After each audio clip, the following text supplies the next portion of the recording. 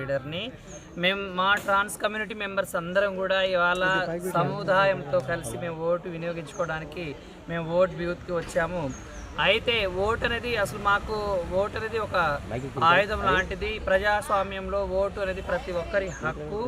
ఈ ఓటు ప్రతి ఒక్కరు కూడా వినియోగించుకోవాలని చెప్పేసి అంటున్నాను. ఏ ఒక్కరు మిస్ అవ్వకుండా ప్రతి ఒక్కరు ఓటు వేయాలి. ఓటు ఎందుకు వేయాలి అంటే మన దేశ అభివృద్ధికి మంచి నాయకుని వెన్నుకోవటంలో ఓటు అనేది యూజ్ అయ్యిద్ది. ఓటు ప్రతి ఒక్కరూ వేయాలి. ఓటు అనేది ఒక ఆక్సిజన్ లాంటిది. సుమారు ఎంతమంది ఉంటారు?